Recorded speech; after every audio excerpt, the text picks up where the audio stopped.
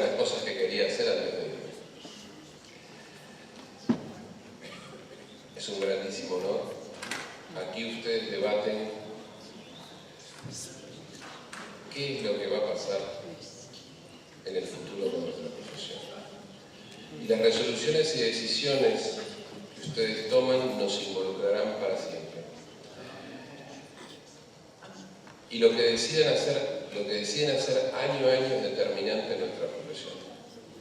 ¿Por qué? Porque aquí están los presidentes de los colegios de abogados, los batoniers, los representantes de las instituciones más importantes de la abogacía a nivel mundial. Este evento es lo que nos permite que cada uno parta con una semilla y plante un árbol en su casa y nos haga a todos más grandes. Este año, además de los temas que vamos a tratar,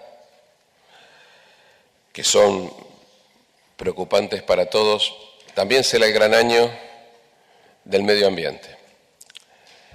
Y no quiero dejar de mencionar que es una preocupación y por eso hice mención a la semilla y el árbol.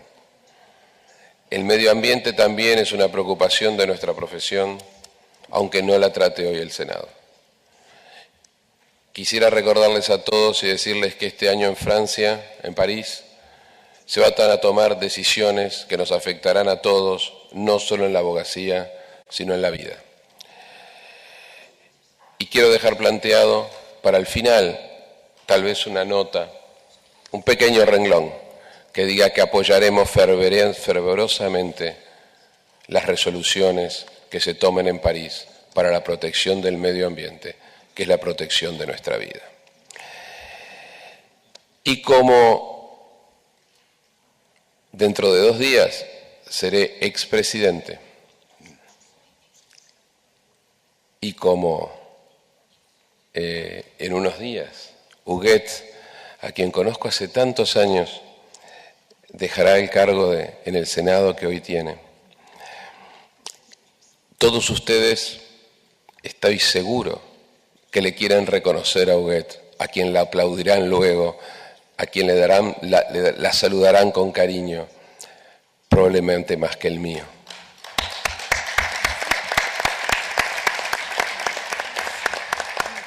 Ay, por suerte abrió la caja, casi no abre. Yo me permitiré entregarle la medalla de la Unión Internacional de Abogados, que no es probablemente la condecoración más simbólica, más cara, pero del otro lado dice a un amigo. Y en esta institución generamos amigos. ¿Por qué generamos amigos? Porque es más importante que cualquier otra cosa. Los amigos perduran más allá del tiempo, perduran más allá de los años. Los amigos estamos aquí y seguiremos estando para ayudarnos unos a los otros, para defendernos, para hacer de esta profesión una hermandad que es la más bella del mundo. Muchísimas gracias y Huguet, me toca darte un beso, venga, voy a aprovechar para darle un beso a Huguet. Bueno, 2 besos.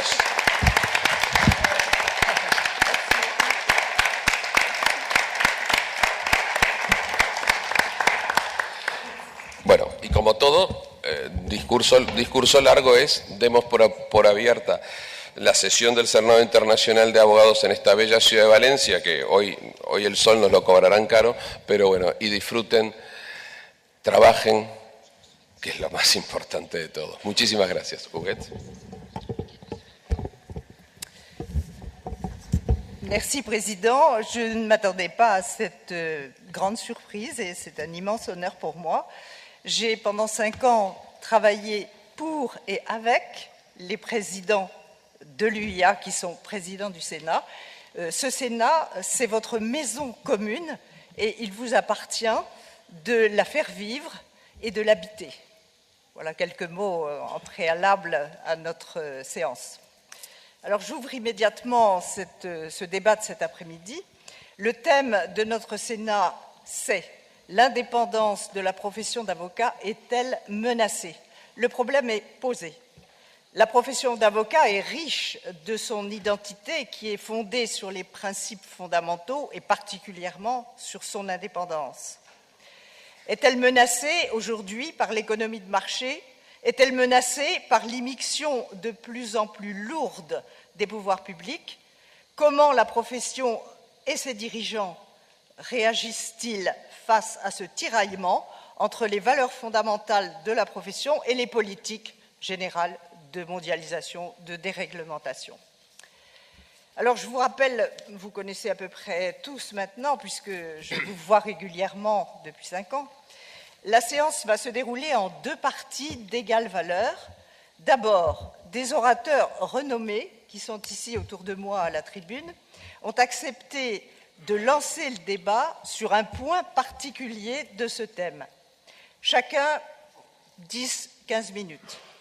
Ensuite, la parole sera donnée à la salle, sera donnée à vous, et nous comptons sur vous pour l'animer. Les orateurs sont là pour répondre à vos questions. Vous êtes là également pour prendre des positions, pour dire ce que vous en pensez. En tout cas, nous sommes tous là, et eux en particulier, pour répondre aux questions que vous vous posez. Alors, on va donc démarrer ce débat autour de 3 temps forts. 4. Le premier temps fort de cette journée concerne les menaces internes qui pèsent sur notre indépendance, multidisciplinarité, MDPs, et bien d'autres encore. Et là, nous aurons 2 orateurs. Coco Kayoudi, qui est bâtonnier de Kinshasa Matete, et Wilfried Fernandez, qui est ancien président de la Fédération interaméricaine. Ils vont donc vous parler de ces menaces internes, tous les 2, dans l'ordre qu'ils veulent, et je leur passe maintenant la parole. Je vais dire un petit mot, tu annonces que je dis un petit mot. J'ai oublié. Oui, Non, tu restes ici parce que je dois... Non, tu restes pour moi. Non, mais tu restes ici, bien. Ah oui, tu prends ma poste, tu peux rester ici. Oui. Oui. Je dis qu'il y a une demande spéciale pour ce dossier de la présentation. Oui, peut-être on n'a pas donné la parole au bâtonnier qui nous accueille. Chers confrères, chers amis, nous allons parler des menaces qui pèsent sur l'avocat. Ces menaces sont techniques, technologiques, elles sont parfois réelles et vitales.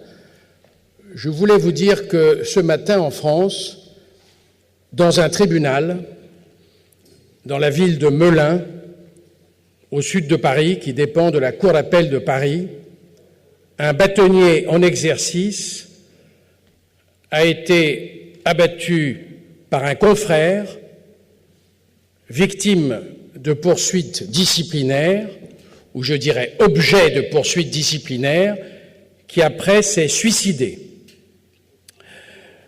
C'est arrivé ce matin, à 9h du matin. Et aux dernières nouvelles, le bâtonnier lutte entre la vie et la mort, est actuellement, je crois, entre les mains des chirurgiens, mais son état est critique. Je voulais non seulement que nous ayons une pensée pour lui, il s'appelle Enrique Vanier, mais je voulais aussi que nous comprenions que le rôle des bâtonniers, des présidents de barreaux, n'est pas seulement, et si peu, un rôle honorifique, mais c'est une responsabilité. Et dans les pays qui connaissent les ordres d'avocats et le rôle disciplinaire des ordres d'avocats, on voit que cela peut conduire parfois à des situations gravissimes. Ayons cela à l'esprit en discutant maintenant, ayons une pensée pour ce bâtonnier confrère qui est peut-être mort à l'heure où je vous parle, ou au contraire qui va survivre, et rassurez-vous, pour moi, je ne parlerai qu'à la fin.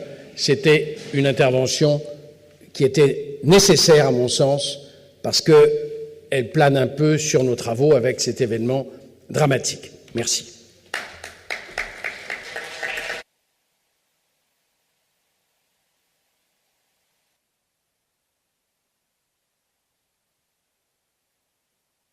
Oui. Avant de poursuivre cette séance, je souhaiterais donner la parole, s'il est dans la salle, au bâtonnier de Valence, Raphaël Bonmati Laurens, pour qu'il est dans sa ville et pour qu'il nous dise quelques mots de bienvenue. Il a la gentillesse de nous accueillir chez lui.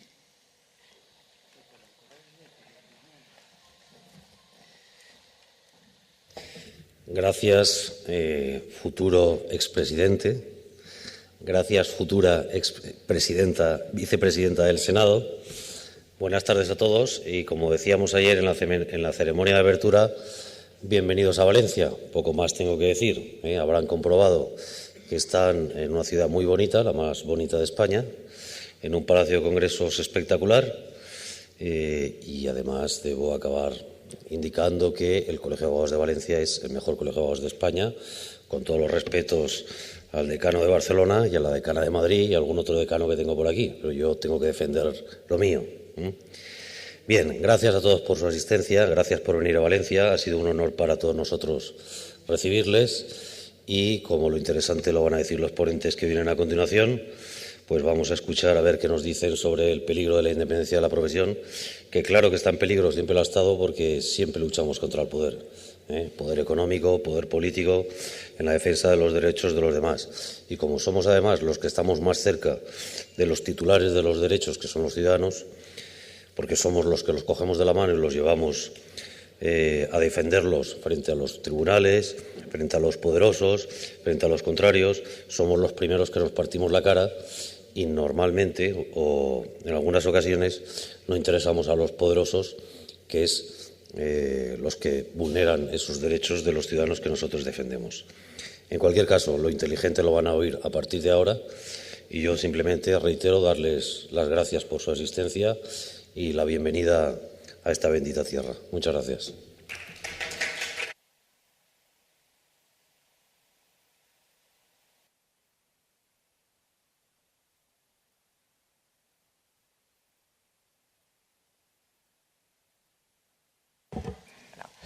Donc, nous allons reprendre ce débat et je donne la parole, puisque j'ai déjà indiqué ce qu'il en était, je donne la parole au bâtonnier Coco Kayoudi, bâtonnier de Kinshasa, et à M. Wilfrido Fernandez, qui est président sortant de la Fédération interaméricaine des avocats et qui est du Paraguay, et dans l'ordre qu'ils souhaitent, 10 minutes chacun.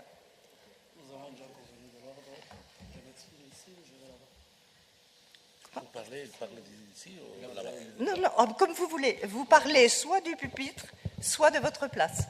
À votre choix. Je vous remercie, Huguette André Correct, pour la parole.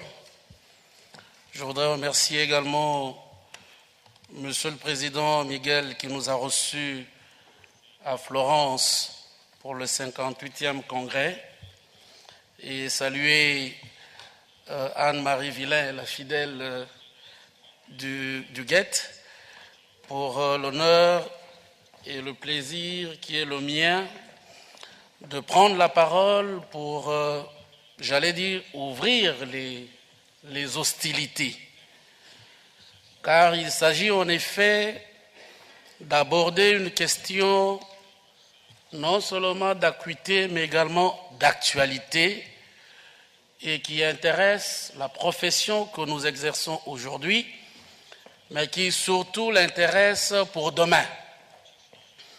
Pour demain, car en effet, le sujet sur lequel il m'a été demandé d'intervenir, en l'occurrence les menaces internes à l'indépendance de l'avocat, est un sujet, une préoccupation bien réelle.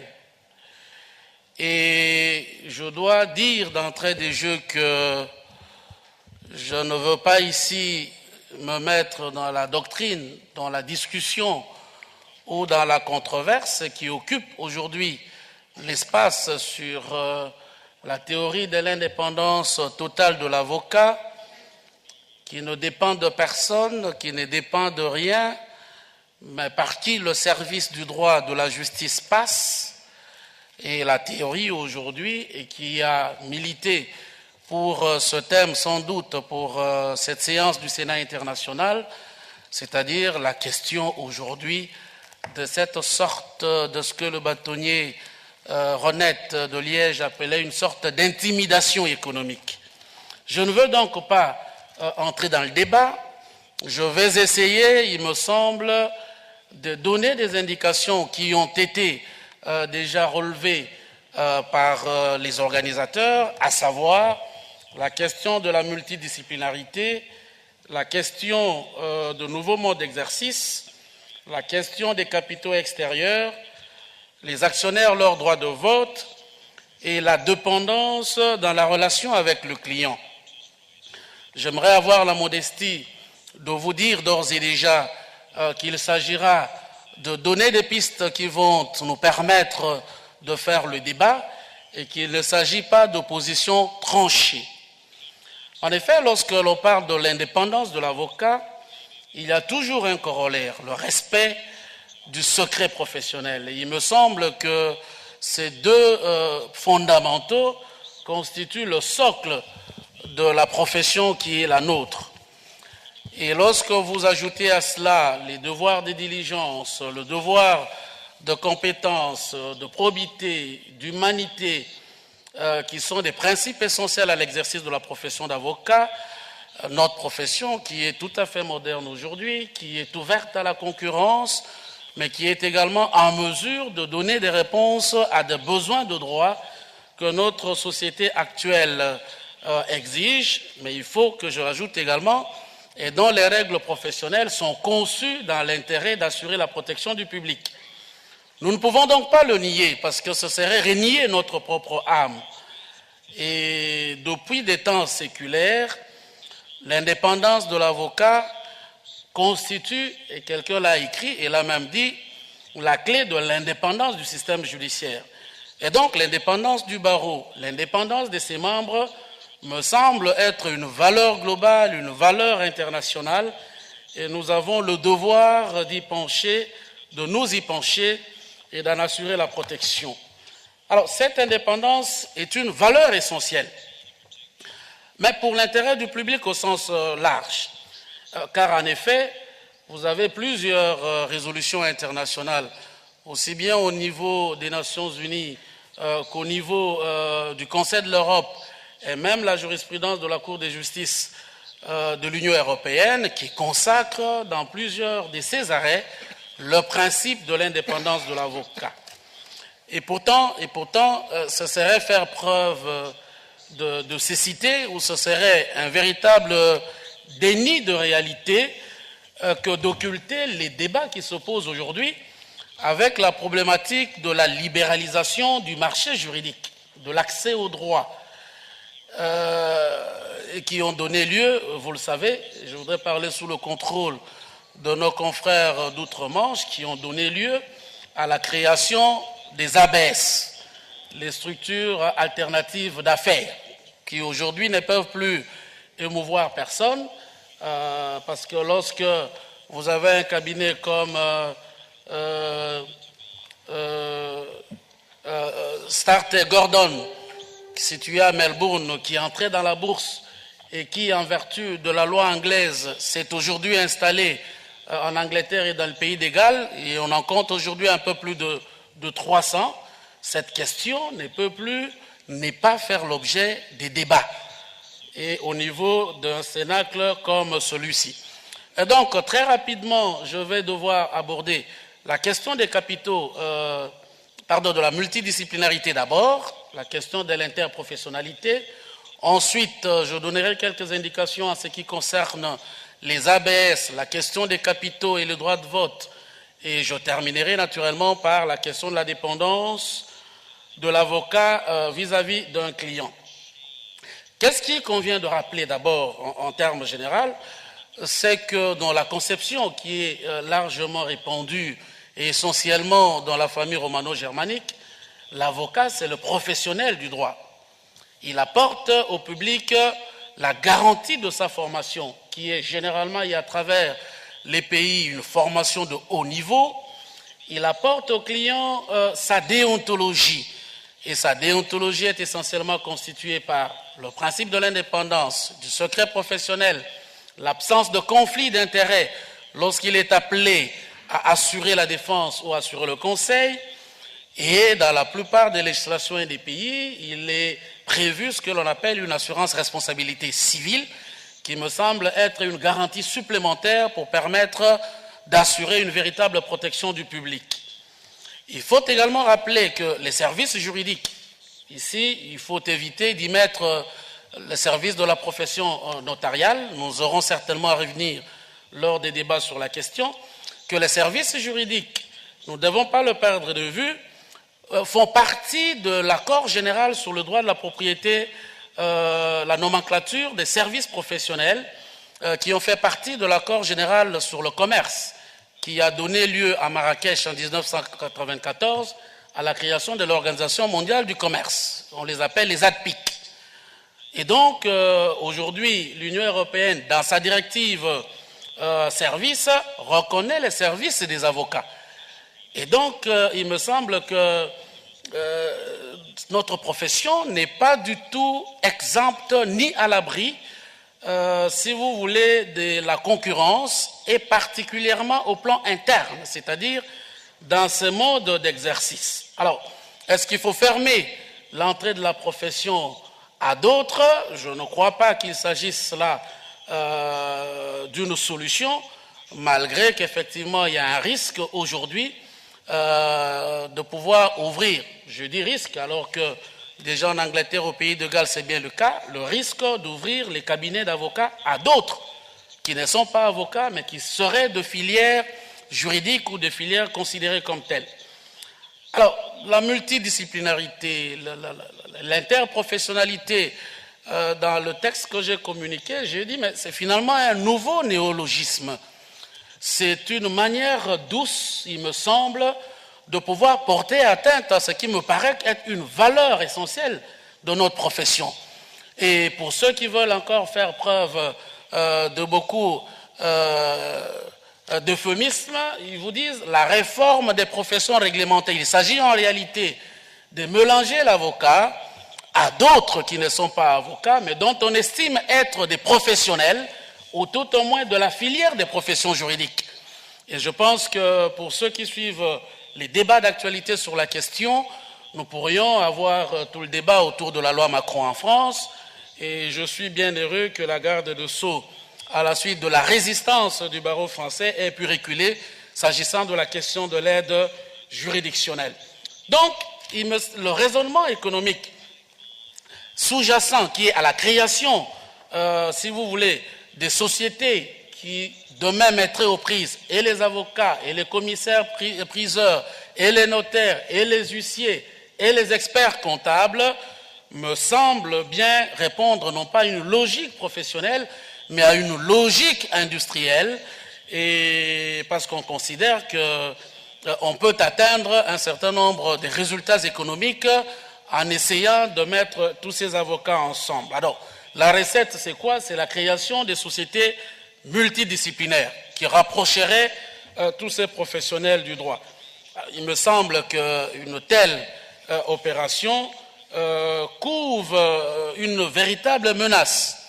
Et l'ouverture du capital de certaines structures me semble être de nature, effectivement, à fragiliser l'indépendance de l'avocat qui a été acquise sur un vrai long chemin de combat.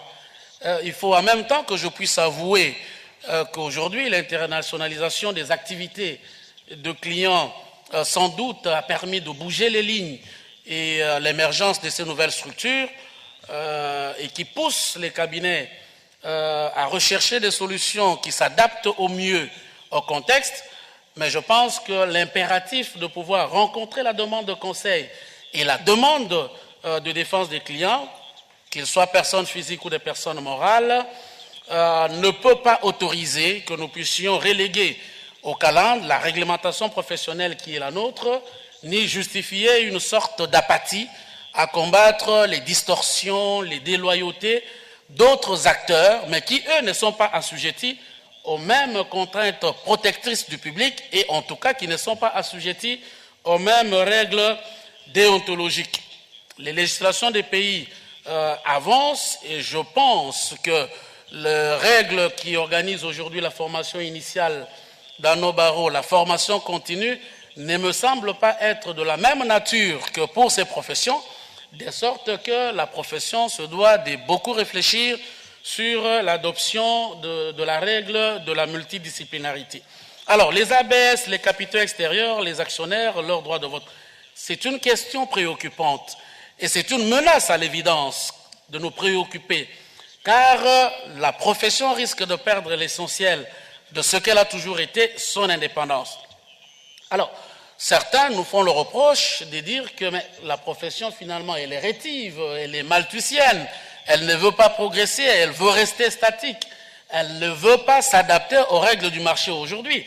Mais je crois que l'engouement de nos confrères d'outre-Manche, sans doute, pourrait s'expliquer, mais il ne peut à lui seul, il me semble, justifier justement le recours à cette forme de structure, justement, d'exercice.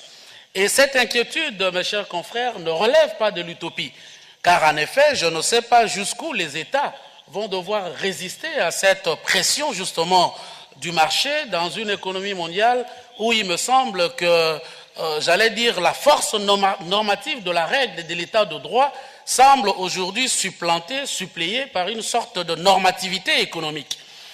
Et donc, c'est bien une menace réelle. Et quand je regarde les législations, aujourd'hui l'Europe en l'occurrence, qui prévoit le principe du libre établissement, de la libre circulation en matière de services juridiques, je pense également au règlement 5 de l'Union économique et monétaire de l'Afrique de l'Ouest, qui prévoit exactement la même règle sur l'espace de l'UMOA.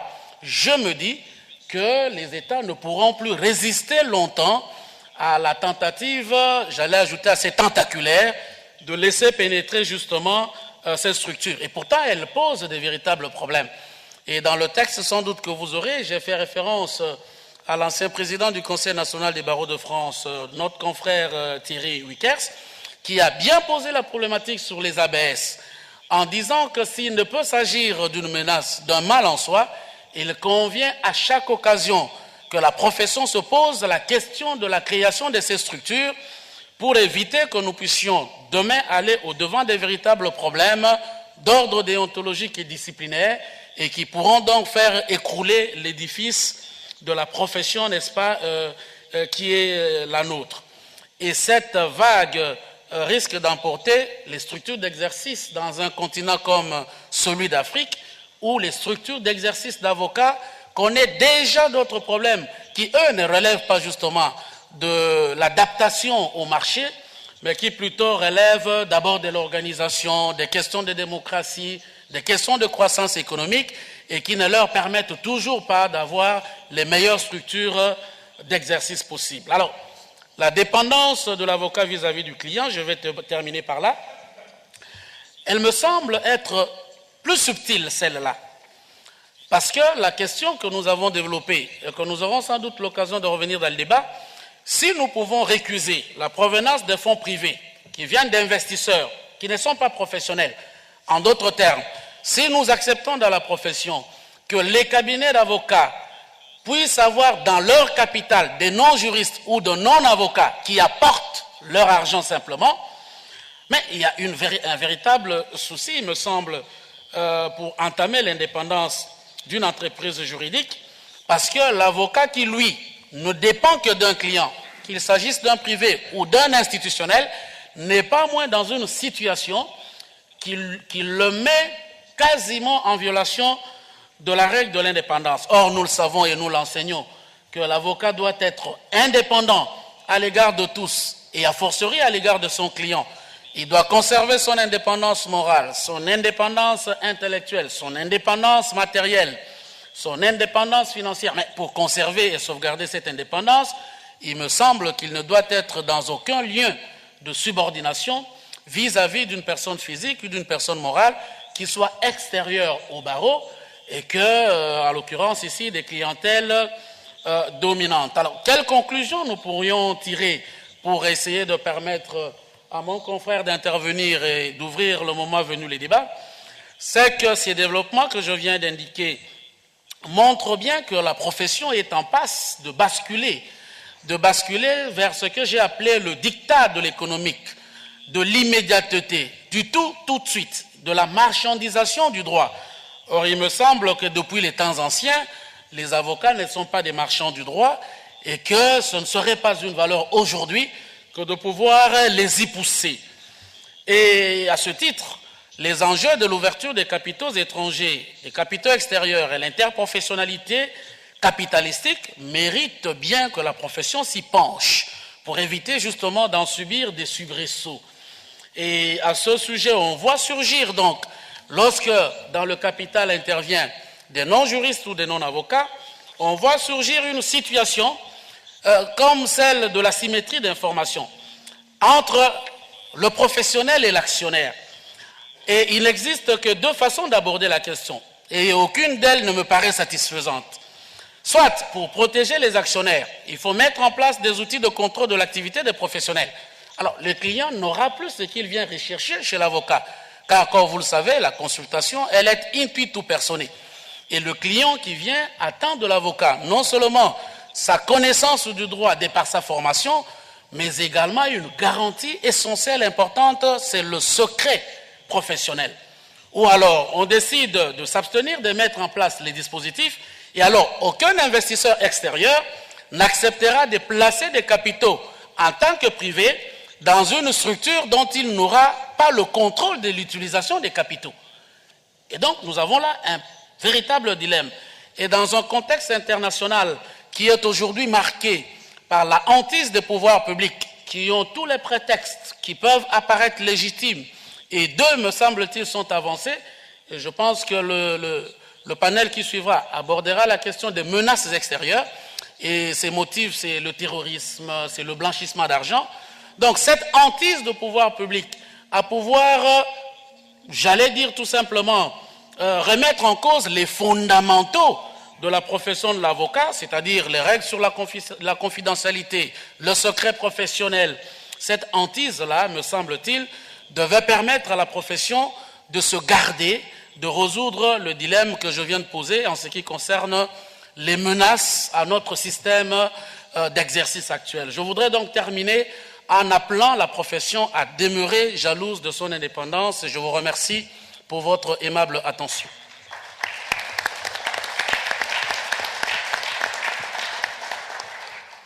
Merci, Monsieur le bâtonnier Koko Kayudi.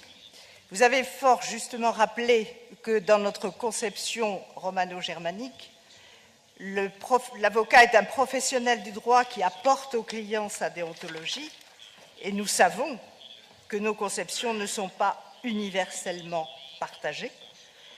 Nous allons maintenant partir vers le continent latino-américain et je me tourne vers Monsieur Wilfrido Fernandez, qui est ancien président de la FIA et qui va nous dire ce qu'il en pense. Quelles sont, à votre avis, quelle est votre conception des menaces internes qui pèsent sur notre indépendance? Monsieur Fernandez, vous avez la parole.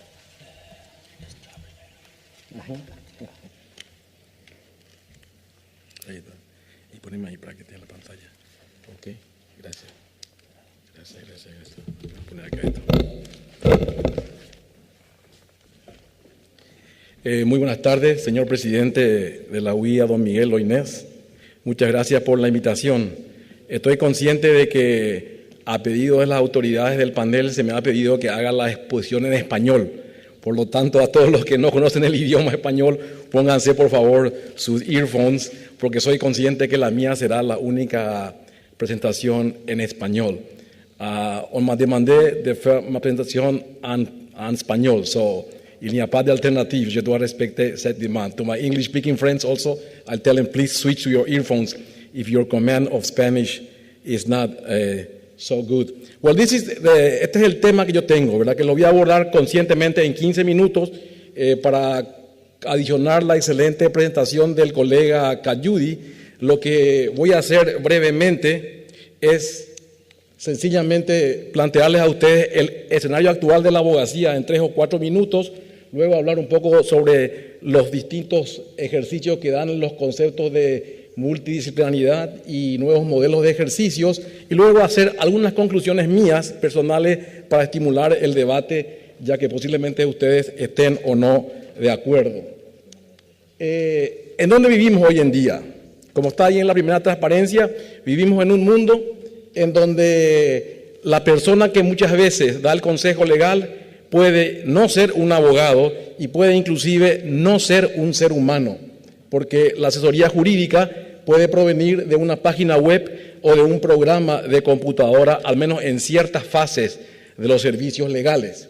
Y es evidente que la época de oro de la práctica tradicional de la abogacía ya ha pasado porque evidentemente fue la época de oro en la segunda parte del siglo XX, pero ya estamos en la primera parte del siglo XXI.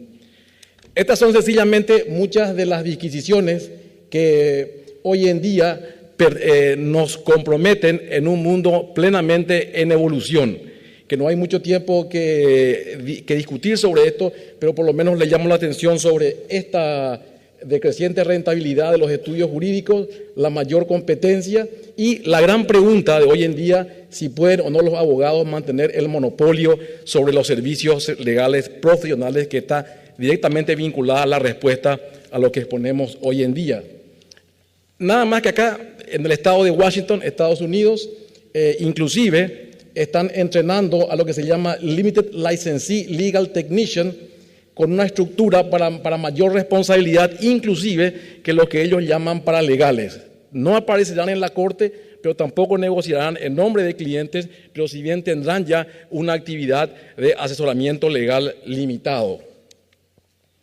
Y este es un slide que pretende llamar la atención de que hoy en día hay programas de computadoras y páginas web que ya están proporcionando varios tipos de servicios legales, y también hay paquetes de testamento do it yourself que están ampliamente disponibles. Y también con sorpresa vemos, al menos en mi caso, de que inclusive con capital de respaldo proveniente de inversores de riesgo y grandes corporaciones como Google inclusive están presionando en el mercado para la entrada de servicios legales a cargo de no abogados precisamente. Páginas web como LegalZoom y Rocket Lawyer, que muchos de ustedes conocerán, son buenos ejemplos, ¿verdad? Hoy la página web Ingenio posibilita hablar con un abogado en tiempo real y ser facturado inclusive por minuto vía tarjeta de crédito.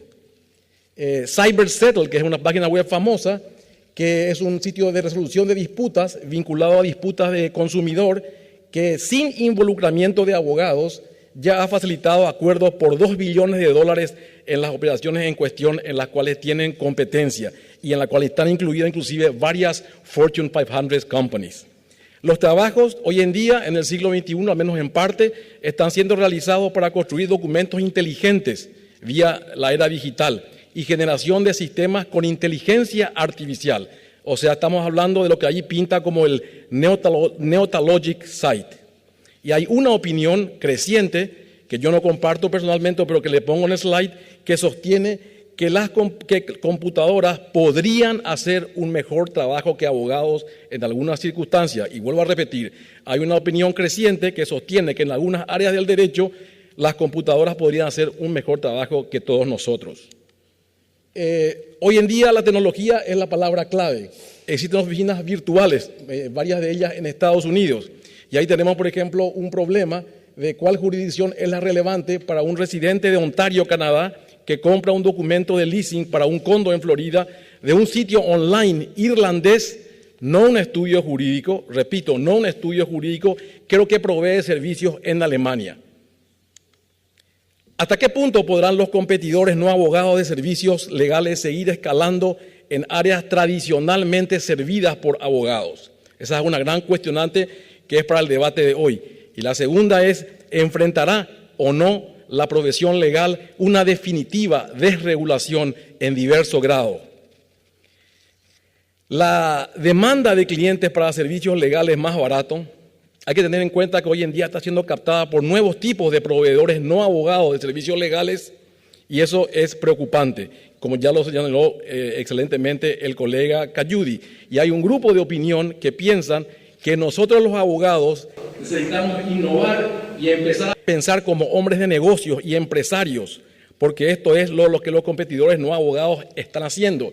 Y ahí viene la gran disyuntiva: o seguimos haciendo lobbying para que la abogacía sea eso, una práctica del derecho, o para que se convierta en un mero negocio. ¿Es eso bueno o es eso malo? Richard Susskind, que escribió mucho al respecto, en un excelente artículo accesible en Internet, El futuro de los abogados, sostiene como conclusión final en uno de sus artículos que los abogados necesitan pasar de ser solucionadores de problemas legales a consultores proactivos de gerenciamiento de riesgos legales. Y acá comienzo con una visión comparativa muy rápida porque el tiempo no da, pero les dejo los slides para los que tienen interés en profundizar el tema. Comenzamos con Canadá. ¿Qué hizo la Canadian Bar Association respecto al tema que hoy nos ocupa?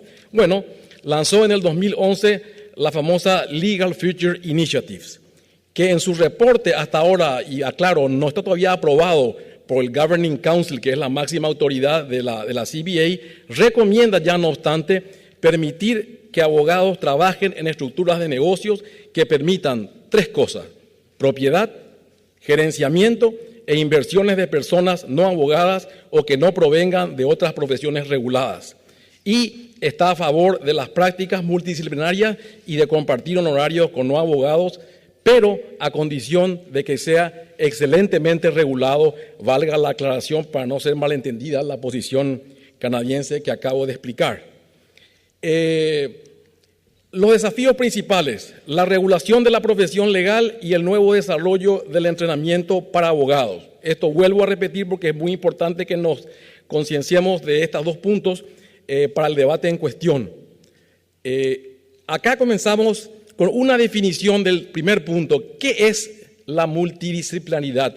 Que puede tener diversas definiciones, inclusive hoy en día, con diverso grado, pero la transcribimos una que nos dio la American Bar Association, un excelente reporte del derecho comparado, donde transcribe a su vez la definición que está en la ley australiana, donde define a las ABS como asociaciones entre uno o más profesionales legales australianos y una o más personas que no son profesionales legales australianos, en la cual el objeto de esa misma asociación incluye la provisión de servicios legales, así como otros servicios. Las ABS son estructuras que permiten a estudios jurídicos ser autorizados y regulados para proveer servicios legales, pero en la cual no abogados, desde un punto de vista, tienen un interés o pueden tener un interés, tanto ya sea ejemplificamente en la propiedad o el gerenciamiento de tales entes. Hay que tener en cuenta que las Alternative Business Structures, como dice ahí, solo son un mero estatus regulatorio, no son una nueva forma de corporación ni sociedad, y la conversión a ABS no requiere que una firma cambie su estatus, ya sea corporativo o societario. Pasamos ahora a los Estados Unidos, donde existe un fenómeno simpático, porque ciertos organismos inferiores de la American Bar Association han tenido una postura un poco más liberal hacia favorecer la multidisciplinaridad y las ABS, pero sin embargo dejo constancia expresa, para aclarar el contenido de mi presentación, que el House of Delegates, que es la Asamblea de Delegados, no aprobó ninguna de estas propuestas. Pero hacemos historia. En el 2009, dentro de la ABA, la Commission of Ethics empezó un reporte que sostenía cómo principios esenciales de protección del cliente y el público pueden ser satisfechos, simultáneamente permitiendo a abogados y estudios jurídicos participar niveladamente en el escenario de un mercado global de servicios legales que incluya el crecimiento de una o más formas de estructuras de negocios alternativas. Esta comisión formó un grupo de trabajo con un objetivo bien concreto. ¿Cuál era el objetivo? Era estudiar el impacto de desarrollos domésticos e internacionales en el área y considerar si abogados y estudios jurídicos para servir mejor a clientes deberían poder estructurarse o no diferentemente a lo permitido actualmente.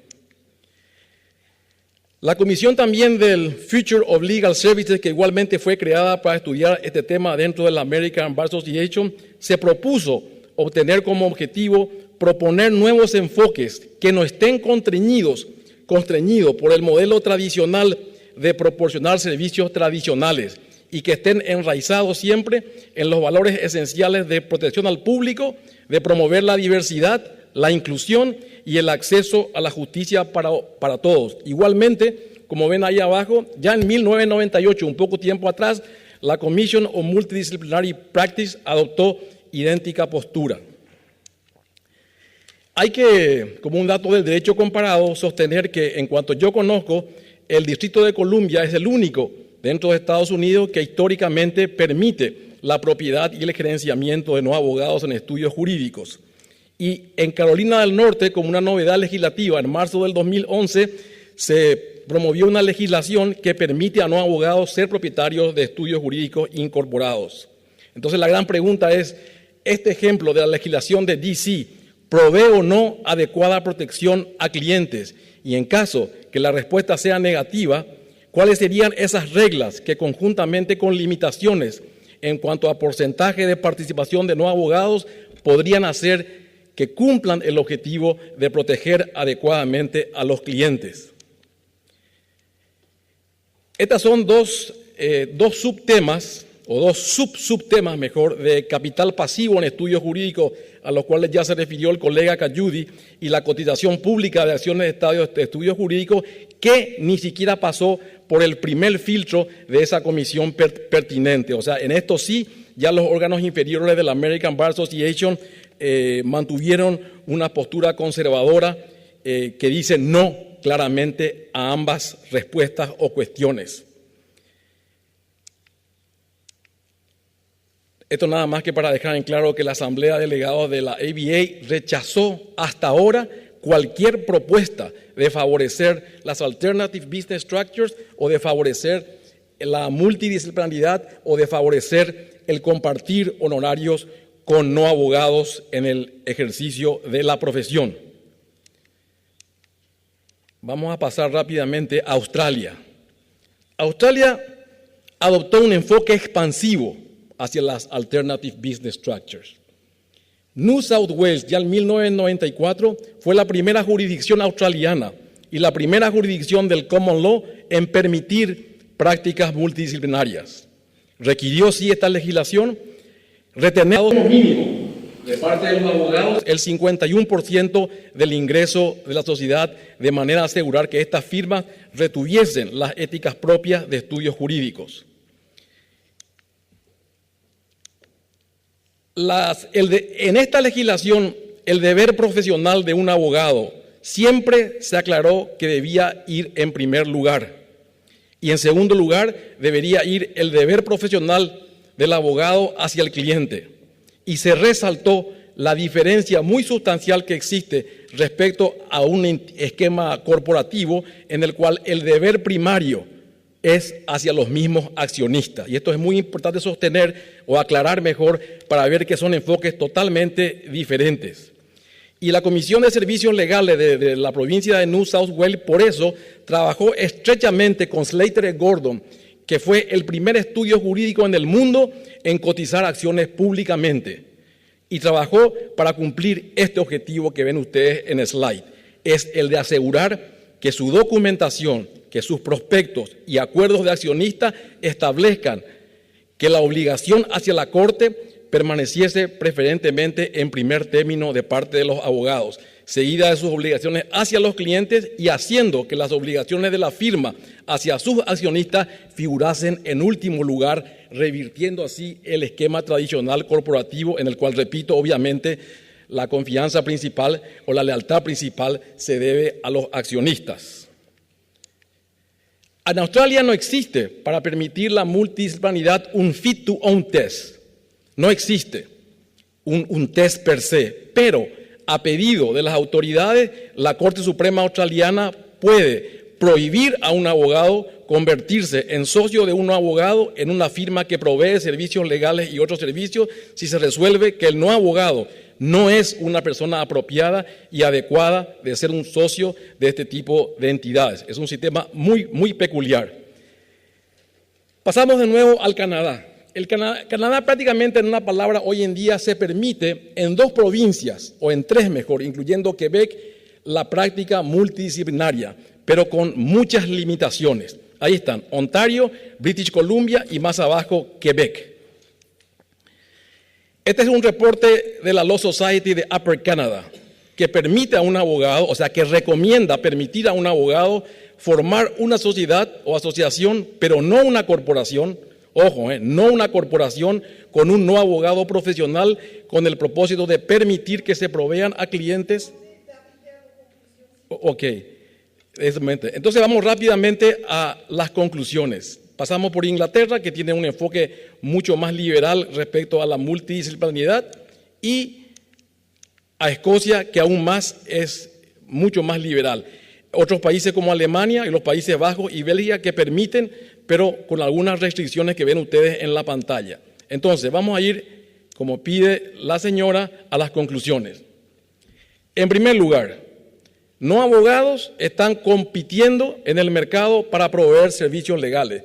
Yo creo que esto está fuera de todo debate.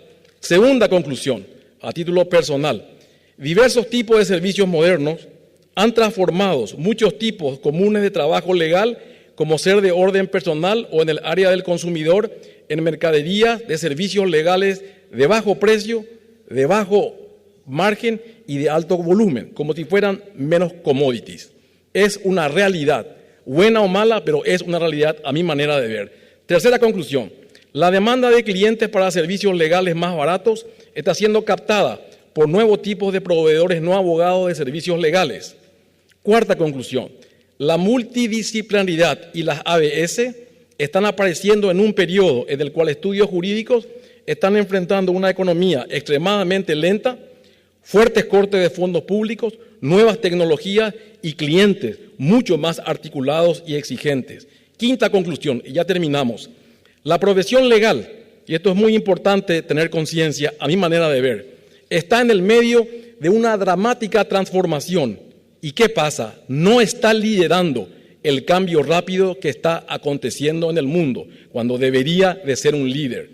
Sexta conclusión, estos cambios reflejan entonces una urgente necesidad para servicios legales mejores y más baratos que puedan estar a la par con las demandas de un mundo globalizante e integrado. Y obviamente, consecuentemente, resulta inviable pretender detener la competencia en el área de servicios legales por parte de los entes multidisciplinarios y las ABS. Es una posición personal nuestra. Se necesita, a nuestro entender, que las prácticas tradicionales sean ayornadas en el mundo en que vivimos hoy y que la multidisciplinaridad y las ABS sean objeto de una cuidadosa regulación. O sea, mi postura es que se permita, pero que se regule cuidadosamente, no que se liberalice y se deje al aire, y que las ABS sean objeto de una cuidadosa regulación que salvaguarde los siguientes puntos: el interés público, el interés del cliente, el concepto de inclusión, el acceso a la justicia para todos y la independencia del abogado. Y termino estas palabras con una cita de Jordan Furlong que da para pensar. ¿Por qué da para pensar? Porque dice Jordan Furlong en un excelente artículo, igualmente accesible en Internet, que por sobre todo tenemos que entender nosotros los abogados nuestro lugar en el nuevo mercado. Los abogados podemos tal vez seguir dominando el mercado de servicios legales, pero ya no como antes, basado en los méritos del talento, del profesionalismo, de la eficiencia y del buen servicio al cliente, y ya no más, porque es una época pasada, sobre la base de la influencia decreciente de un histórico monopolio de facto. Mis agradecimientos para los materiales que acá les dejo a William Hubbard, Past President de la American Bar Association, y a Fred Headon, igualmente Past President de la Canadian Bar Association. Muchas gracias.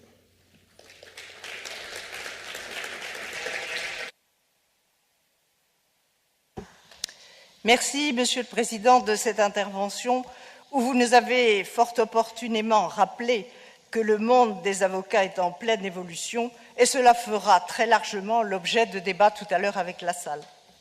Merci beaucoup et j'en viens au deuxième temps fort, c'est-à-dire les attaques externes contre notre indépendance. Il s'agit là de l'immixtion de plus en plus forte des pouvoirs publics et de la surveillance d'écoute des conversations entre les avocats et leurs clients et la surveillance électronique de masse, de l'obligation également de dénoncer en matière fiscale ou en matière de terrorisme et de blanchiment d'argent. Sur ces points, nous allons avoir deux interventions. L'intervention du bâtonnier Rosario Grasso, qui est bâtonnier de l'Ordre des avocats au barreau du Luxembourg, et en deuxième point, Madame Maria Slazak, qui est présidente du CBBE, qui est avocat à Gdańsk, en Pologne, ville emblématique pour nous. Je donne la parole tout de suite à Monsieur Rosario Grossi, qui est un brillant pénaliste et qui va nous passionner sur cette question. J'espère. J'espère vous passionner autant que j'ai eu la patience ce matin de ne pas retrouver ma valise, donc ne soyez pas choqués par mon look vestimentaire. Merci. Thank you. Donc, Madame la Présidente, chers confrères, donc c'est un honneur de pouvoir m'adresser ici, dans le cadre donc de cette conférence, par rapport donc à la question de l'indépendance de l'avocat menacé. Alors, en ce qui concerne mon sujet, je me permettrai donc tout d'abord de rappeler rapidement. Just to switch ahead, sorry, make a full screen. Hello. Donc, par rapport à la question donc, du secret professionnel, protection de la correspondance de l'avocat, donc il y a d'un côté les questions de principe, est-ce qu'il y a un secret professionnel, comment est-ce qu'il est réglementé, est-ce qu'il est reconnu au niveau des juridictions européennes, respectivement internationales, et de l'autre côté, make a full screen, et de l'autre côté également, de voir quels sont les différents types d'attaques externes. Donc, en ce qui concerne... Voilà. En ce qui concerne donc le secret professionnel et la confidentialité, nous avons en Europe déjà eu la Cour de justice de l'Union européenne à l'époque de la Commission qui s'est donc prononcée déjà au début des années 80. Donc c'est un arrêt du 18 mai 82 dans une affaire MLS Europe Limited contre la Commission où le principe de la confidentialité des communications entre l'avocat et son client a été consacré et donc indirectement également le secret professionnel de l'avocat. Toujours cette Cour a rappelé dans une autre affaire que la confidentialité trouve son fondement dans le principe d'indépendance de l'avocat, donc sujet que nous venons juste d'aborder également. Au niveau de la Cour européenne des droits de l'homme, nous avons un arrêt, je dirais, le plus récent ou le plus important, eu égard au type de recours qui a été fait et aux différentes tierces parties qui sont intervenues, qui a donc clairement rappelé que l'article 8 protège la confidentialité de toute correspondance entre individus, donc également y compris les avocats, et accorde donc une protection renforcée aux échanges entre les avocats et leurs clients. En rappelant, comme l'a fait dans d'autres décisions, que car l'avocat est une mission fondamentale dans une société démocratique qui est donc celle de la défense des justiciables. Et pour pouvoir mener à bonne fin cette mission, il doit pouvoir garantir et assurer que la défense doive rester confidentielle. En ce qui concerne le secret professionnel, il est consacré, je dirais, pratiquement dans tous les pays membres de l'Union européenne, de manière expresse, respectivement de manière indirecte. En tout cas, pour ce qui concerne le Grand-Duché de Luxembourg, donc nous avons la loi sur la profession d'avocat qui prévoit le secret professionnel et également la loi sur la profession d'avocat de 1991 fait un renvoi à la disposition du Code pénal et pour être encore plus parfait et mieux, le législateur luxembourgeois, pour ne pas dire le Conseil de l'ordre des avocats, à un certain moment, a cru devoir soumettre l'avocat également au secret de l'instruction dans une affaire pénale, ce qui n'était pas le cas auparavant. Donc également, nous rappelons, et c'est la jurisprudence également de la Cour de justice, de la Cour européenne des droits de l'homme, que le lieu de l'avocat et le secret des communications, par quelque moyen que ce soit entre l'avocat et son client, donc sont inviolables. Nous avons également des décisions de la Cour européenne des droits de l'homme qui reprend ce sujet, mais avec quelques limitations que nous verrons brièvement par après. Nous avons, après une disposition express qui a été transposée en droit luxembourgeois, que nous retrouvons dans tous les pays membres de l'Union européenne, les directives anti-blanchiment, donc nous avons une obligation de déclaration d'opérations suspectes, et nous avons donc dans ce contexte-là, et ce sont pratiquement toutes les décisions qui ont été prises dans ce sens au niveau de la Cour européenne des droits de l'homme, où on a toujours dit et mis en évidence, mais cette obligation de déclaration, elle est limitée, donc le champ d'application est restreint par rapport à des matières délimitées et par rapport à des services et prestations que l'avocat rend, et il y a une exception qui est prévue tant par les directives que par les lois de transposition et qui ont également été confirmées tant au niveau des juridictions nationales et qu'au niveau donc, de la Cour de Strasbourg, qui est donc celle de dire l'avocat défenseur du justiciable, donc pour faire une caricature qui se retrouve dans le contentieux, il est exempté, donc cette obligation ne lui incombe pas. Il en va de même dans le cadre d'une consultation purement juridique pour éclairer donc son client à ce sujet-là. En ce qui concerne donc le Luxembourg, et je pense que nous ne faisons pas part à part, nous avons également un règlement intérieur de l'ordre qui rappelle donc également ces principes. Donc voilà les bases. La loi qui le prévoit de manière expresse ou de manière indirecte, et en tout cas les hautes juridictions, que ce soit la Cour de justice de l'Union européenne, que ce soit la Cour européenne des droits de l'homme, ont clairement consacré qu'il y a un secret, qu'il y a une confidentialité, qu'ils sont inviolables parce qu'ils font partie donc de tout État démocratique et de tout État de droit, sauf si ce n'est que dans des circonstances bien déterminées et limitées, comme nous allons le voir par après. En ce qui concerne maintenant les écoutes téléphoniques, auparavant, il y a eu donc récemment, le législateur luxembourgeois est intervenu à ce sujet, mais déjà bien auparavant, quand il y a eu des affaires pénales où il y a eu des écoutes téléphoniques, où un avocat qui était appelé par un client parce que le client était sous écoute, les juges d'instruction ont écarté des débats ces enregistrements-là, respectivement leur transcription. Le législateur luxembourgeois est intervenu et nous avons deux types d'initiatives qui peuvent être prises pour des écoutes téléphoniques. Donc, d'un côté, c'est soit le juge d'instruction qui prend cette décision et il peut donc sans viser tous les moyens techniques de surveillance et de contrôle de toutes les formes de communication. Donc, on va également en direction donc, des surveillances de data de grande masse. La loi luxembourgeoise est précise et explicite à ce niveau-là. Elle dit que ces mesures-là ne peuvent pas être prises sans que soit garanti le secret professionnel et donc l'avocat est visé clairement par cette disposition. Toujours dans ce contexte d'écoute téléphonique, nous avons une initiative qui peut être prise, donc, qui sort du cadre judiciaire strict, mais qui est celle qui sera prise donc, par le président du gouvernement qui a exactement peut prendre le même type d'initiative, et également dans la disposition expresse dit dans le code d'instruction criminelle luxembourgeois, il est dit que cela ne peut pas compromettre le secret professionnel par rapport à donc, la confidentialité que l'avocat doit garantir. J'ouvre une parenthèse. Et pour peut-être lancer par après le débat, il est clair que dans la pratique, il y a eu des écoutes téléphoniques. Je ne vais maintenant pas vous parler du bâtonnier de Paris, mais il y a eu donc des situations où, et c'est là la chose la plus importante, les avocats qui sont confrontés à ce type de situation, nous devons prendre les devants, nous devons faire les recours qui sont nécessaires. Au Luxembourg, le Conseil de l'ordre, sur ma proposition il y a 3 ans, a, pour la première fois, pris l'initiative de soutenir des confrères qui ont fait l'objet notamment de perquisitions concernant donc, des données informatiques, et nous avons obtenu gain de cause sur toute la ligne, et nous avons donc fait jurisprudence. Je ne peux qu'encourager mes confrères dans la salle d'en faire également autant.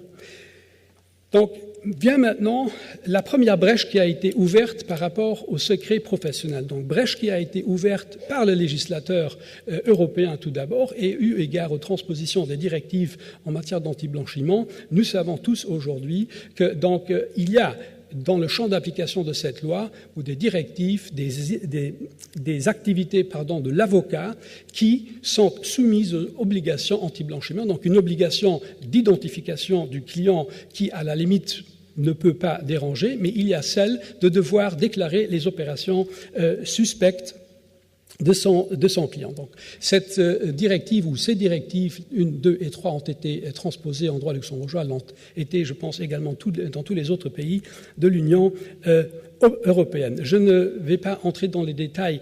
Quelles sont les matières? Nous les connaissons tous. Si ce n'est que, dans ce contexte également, il y a donc l'exonération à nouveau pour les avocats, où on dit mais les avocats ne sont pas soumis aux obligations anti-blanchiment à partir du moment où ils reçoivent des informations, et là on garantit la confidentialité, et c'est également le souhait du législateur européen.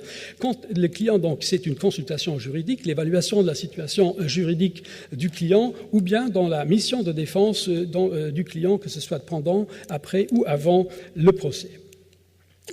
Pardon.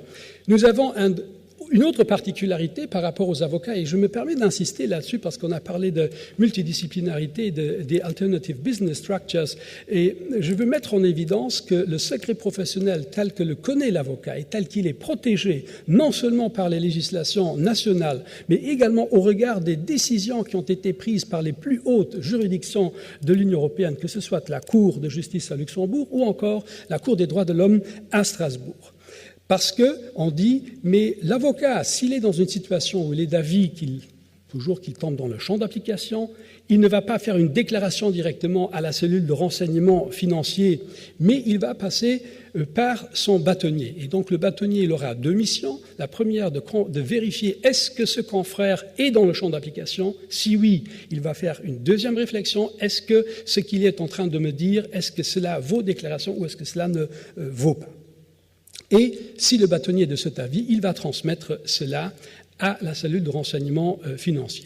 Donc on a au niveau de la Cour européenne des droits de l'homme ces attendus qui ont été repris dans l'un ou l'autre arrêt qui a été rendu pour justement souligner que l'avocat, il est tenu à également en matière d'obligation de coopération en matière d'anti-blanchiment, mais il y a toute une série de réserves qui ont été exprimées et qui ont été respectées et qui font qu'il y a également ce deuxième filtre qui passe donc par le biais du bâtonnier, respectivement président de l'ordre des avocats.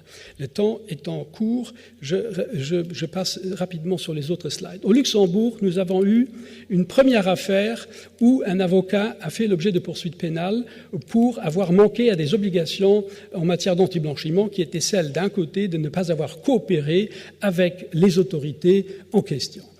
Rapidement pour les faits, et c'est un risque que nous avons tous, il y a d'autres professionnels qui sont soumis à cette obligation, et c'était justement une banque qui a pris l'initiative de dire « mais voilà, CRF, donc cellule de renseignement financier ». J'ai lu dans un journal qu'un de mes clients a été arrêté et en vue de son extradition en Belgique pour une affaire blanchiment de capitaux, etc. Et dans la déclaration de la banque figuraient donc les sociétés dont il était le bénéficiaire économique et figurait le nom d'un avocat qui aurait accompagné ce client à la banque. Donc, la cellule de renseignement financier a attendu, mais l'avocat, est-ce qu'il va réagir? Est-ce qu'il va faire une déclaration à son tour? Il devrait la faire. L'avocat ne l'a pas fait, il a été poursuivi, s'est défendu en invoquant notamment les exceptions prévues par la loi, en disant « mais j'étais le défenseur de ce monsieur-là, donc j'ai fait une défense au pénal, je n'ai pas ouvert au nom et pour compte de mon client des comptes en banque, je l'ai uniquement accompagné comme ami parce que je le connaissais. » Condamnation en première instance, acquittement en instance d'appel, et je ne peux vous dire que heureusement, mais cela a fait jurisprudence et cela nous permet de comprendre également dans quelle direction nous allons. Je ne peux pas m'empêcher de ne pas parler de l'arrêt qui a été rendu par la Cour de justice de l'Union européenne, et je remercie les confrères belges qui sont ici dans la salle, concernant donc l'affaire qui a été diligentée et qui a donc abouti avec cet arrêt de la Grande Chambre de la Cour de justice en juin 2007, où à nouveau on a rappelé donc que les obligations d'information et de coopération ne s'appliquent aux avocats que limitativement dans les cas énumérés et qui donc sont justifiés par la nécessité de lutter efficacement contre le blanchiment et également contre le financement du terrorisme, et que ces obligations-là ne s'appliquent donc pas à l'exercice d'une mission de défense ou de représentation en justice ou de conseil que l'avocat va pouvoir donner. Et donc, également en France, le Conseil d'État, en 2008, a également repris, en quelque sorte, les attendus de l'arrêt rendu dans l'affaire de l'Ordre des barreaux francophones et rappelle, en quelque sorte, les mêmes principes. Donc, c'est là pour conforter qu'aujourd'hui, c'est clair, l'avocat est tenu, et il y a une exception au secret professionnel, respectivement la confidentialité, et les plus hautes juridictions, comme je l'ai dit auparavant, l'ont bien évidemment mis en évidence. Last but not least, l'arrêt Michaud, donc décembre 2012, une affaire initiée par un confrère français. Et là, encore une fois, on a clairement rappelé les principes d'un côté que l'article 8 donc, de la Convention des droits de l'homme européenne vise bien évidemment et protège la confidentialité l'avocat, et également dans cet article 8 on dit que le domicile ou le lieu de travail de l'avocat est également bénéficie de cette mesure de protection particulière, et donc, cette libre communication, elle est garantie avec comme corollaire qu'on ne peut pas, sauf dans des cas bien précis, violer le secret professionnel, respectivement faire des perquisitions ou des écoutes téléphoniques. En ce qui concerne maintenant, je passe rapidement parce que je pense que le temps il est court. Obligation de dénoncer en matière fiscale, et comme notre présidente Maria Slazak est là du CCB, je suis sûr et certain qu'elle va nous dire peut-être quelque chose de plus. Un mot par rapport à la matière fiscale. Donc, pour ce qui concerne la situation aujourd'hui, en tout cas pour le Luxembourg, l'avocat n'a pas une obligation de collaborer avec les autorités fiscales.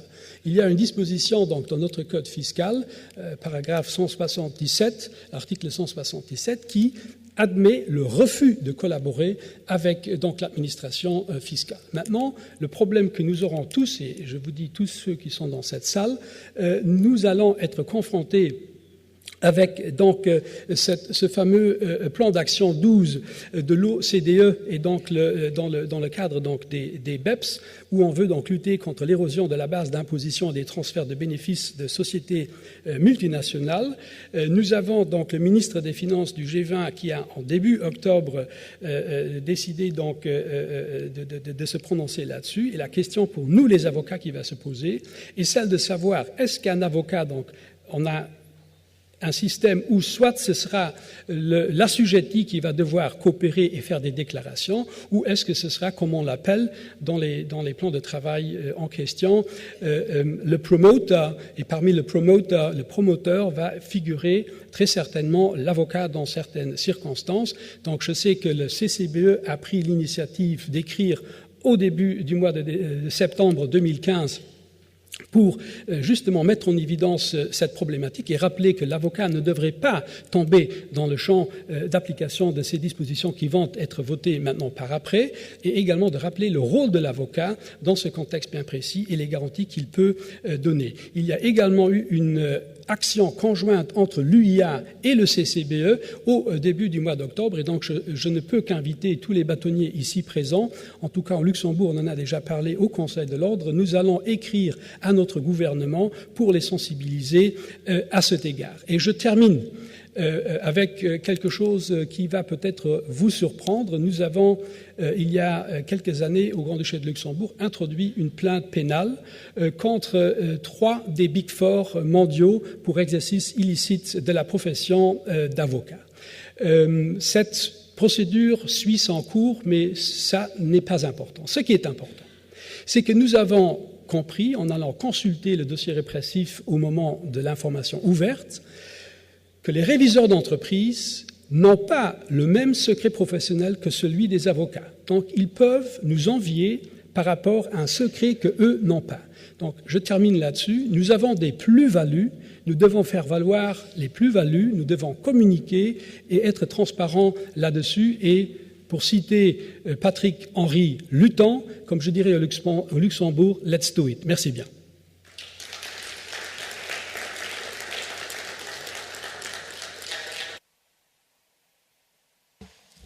Merci, Monsieur le bâtonnier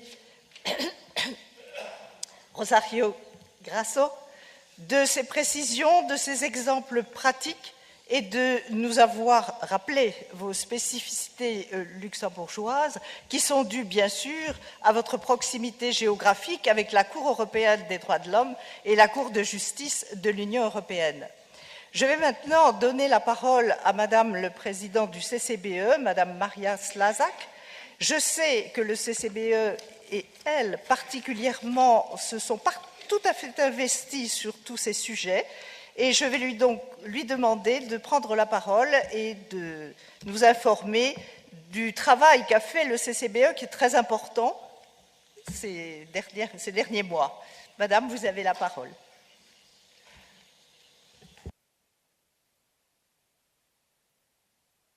Thank you very much.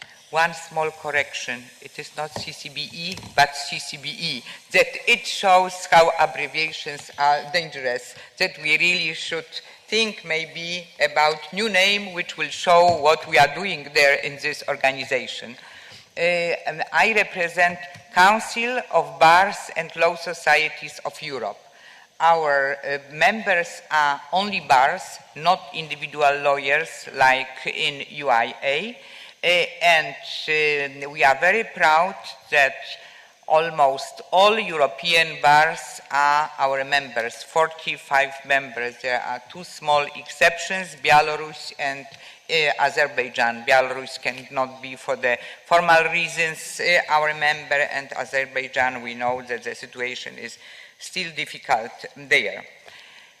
Thank you very much for inviting us for this extremely important discussion on external attacks on core values of our profession. I can assure you that we in CCBE work every day on those issues, and especially in recent times for surveillance issues, that the confidentiality of communication between lawyers and clients is in danger. As we know, it is wiretapped and surveilled, on the constant basis, as well as about our work within this tax and money laundering issues, where we also are forced by authorities to some extent even denounce our clients, because it cannot be called otherwise. In our opinion, the confidentiality of communication is absolute and should not be absolutely any exceptions, because it gives only then the real protection and the real equality of arms in the process. I would like to concentrate only on, because Rosario kindly gave us already some remarks about the jurisprudence on this issue, as well as the provisions in EU. I would like to concentrate on the work of CCBE, my organization, in this field, and also to show you whether it is worth to work on this or not. Sometimes it seems that this is worse, because at the end I will tell you about two very recent successes in this field. First of all, even before the Snowden revelations, CCBE issued in 2012 the guidelines for lawyers how to work when the using of cloud computing services. That lawyers should be more mindful and think whether it is always the confidentiality of their communication is protected, whether there is the risk of loss of data, that they should assess professionalism of IT providers and their liability, whether there is the risk of transfer of data to other jurisdictions, the jurisdictions with less protection. Those are only examples, because this is relatively long document which should be used by lawyers when they decide to use cloud computing. In 2013, we issued 2 statements which was addressed to the EU, European Union institutions, to draw their attention that the professional secrecy is in real danger and the immediate action should be taken by the authorities in this field. We communicated that the lawyers do not have choice, they have to use new technology, but when communicating with clients, with courts, because as we know, some court cases only, some proceedings are only in digital way can be performed. But we know that our professional secrecy is not really protected. We communicated in our statements that we have the 3 choices: or to continue in this way with knowing that our professional secrecy is not protected, or making the investment in the real making the infrastructure which will create security for our communication, or to come back to typewriters and to make the exchanges in the very traditional way like it was in the past century. We are aware that none of these options obviously is realistic in practice, but we make many efforts communicating with committees of the European Parliament, with the European Commission, that it has to be done something in this field. So we also paid a visit to the Justice Commissioner Vera Jourova to talk to them, to urge European Commission really to think about this issue seriously, because without the protection of core values, there is not the real rule of law in our countries. In consequence of all those efforts, last year in March, the European Parliament passed the resolution in which it has been said that it is crucial that professional confidentiality privilege of lawyers is safeguarded against mass surveillance activity, and that any uncertainty about the confidentiality of communications between lawyers and their clients could negatively impact on EU citizens' rights of access to legal advice and access to justice and the right to a fair trial. Even that this resolution was passed more than 1.5 years ago, they were not taken the expected activities by the European Commission.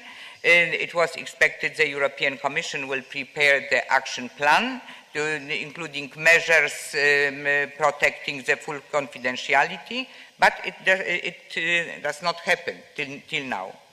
And I am very pleased to announce that today, I thought that it will be the afternoon later today, but it happened today.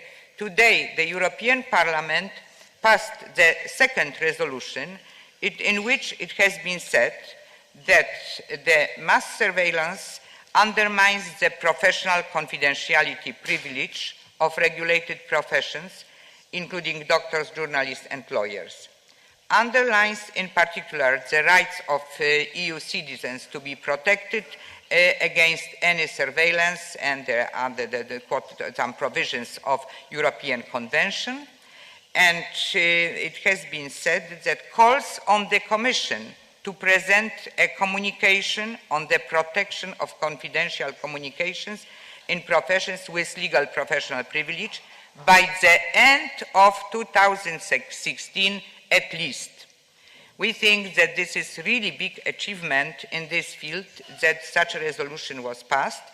And furthermore, it was added that stresses that a common definition of national security is needed for EU and its member states to ensure legal certainty.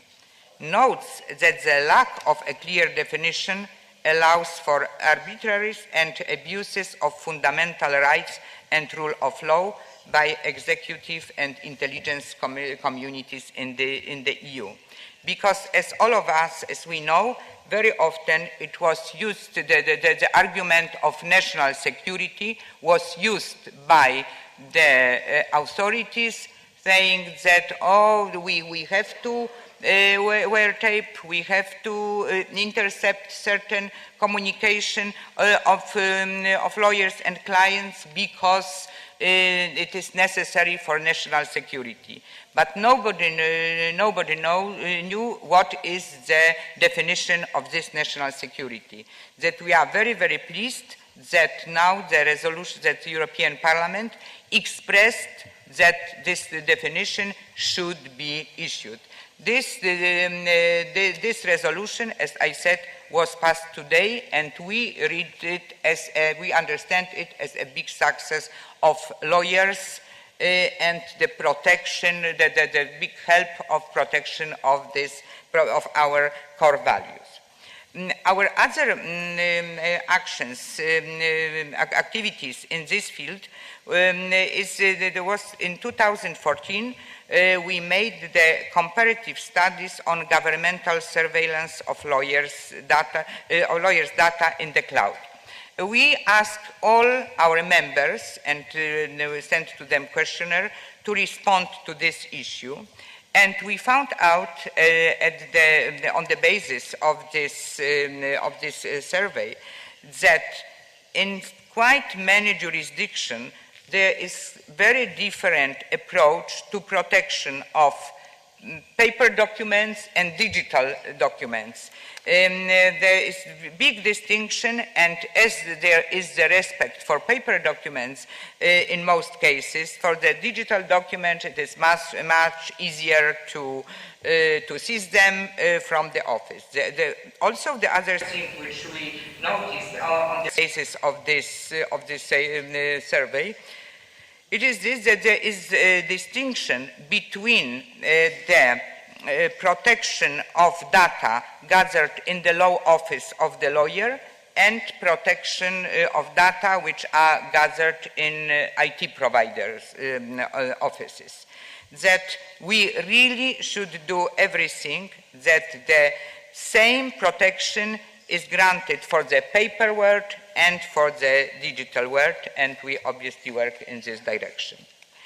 Our activities include also the letters to the authorities of various countries when we were notified about the violation, the real violation of confidentiality of the communications. The example was the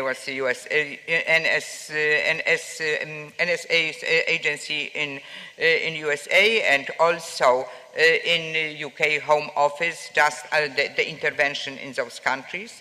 We intervene in some countries when there is a legislative process to protect the core values of our profession. One of the examples was, recent examples was French Constitutional Council. But I especially would like to share with you the information about the case Praken de Oliveira. This is the case which was brought this year by the law firm, Dutch law firm. The lawyers of the lawyers of this firm, there were most of them the defenders in criminal cases, obviously, but they defended terrorists mainly. And they knew since many years that their communications with clients were wiretap. They contacted the authorities many times, but without any results. And finally, last year in December, the Minister of Interior of Holland issued the statement saying that in his opinion the government has the right to intercept the communication between lawyers and this type of clients. Then this law firm decided to bring the case to the court, and CCBE, Council of Bars and Law Societies of Europe, decided to appear in this case as amicus curiae. Fortunately, in July of this year, we won the case in the court in Den Haag. The court decided immediately, ordered to stop the interception of the lawyer's client's communication. And 2 days ago, obviously the Dutch government appealed from this case, and 2 days ago the Court of Appeal confirmed the judgment of the first instance, that it became very clear that the authorities do not have the right to wiretape the communication between lawyers and clients. Between us, there is Mr. Olivier van Hardenbroek. If you can show yourself, please. Olivier was the lawyer who appeared in the court on behalf of CCBE, and I hope that in the second part of our seminar or our conference, he can take a floor and tell us more about this extremely interesting case in which we see as a real protection for lawyers all over Europe, at least. Nowadays, we are working on preparing the guide for lawyers to protect themselves against cyber attacks by governments and private entities, as well as we cooperate with the European Commission in the expert group on cloud computing contracts. We are trying to do everything to protect lawyers, because sometimes we are not aware even ourselves that the tools used by us can be understood as some infringement of our obligation to keep all information for clients confidential. Very shortly about our activities within money laundering. This issue everybody knows here, that it does not make sense to repeat anything, but to show our work in this, I would like to communicate that we issued more than 20 position papers, letters, and consultations at the European level and also worldwide with FATF in this field. The results we know, but I would like to draw your attention to the fact that last year 3 organizations, American Bar Association, IBA, and CCBE, issued the kind of guide for lawyers with the descriptions of cases of money laundering, just to make them more mindful when they have certain transactions, the lawyers, and to help them to recognize the danger. As regards the tax issues, we also know here that OECD, at the beginning of this year, started this new initiative on regarding the obligation of disclosure of tax schemes, to put this obligation on lawyers who are acting as legal counsels in tax matters. This is not only the initiative of OECD, but we also have this initiative at the European level, from the European Commission, from the tax committee of the European Parliament, and we, from the very beginning, made it very, very clear that we, as lawyers, we have the right to give the advice also in the tax issues, and we cannot be obliged to notify the tax authorities about any schemes prepared for the tax schemes prepared for the clients. First of all, there is lack of definition. What is the meaning of this aggressive planning?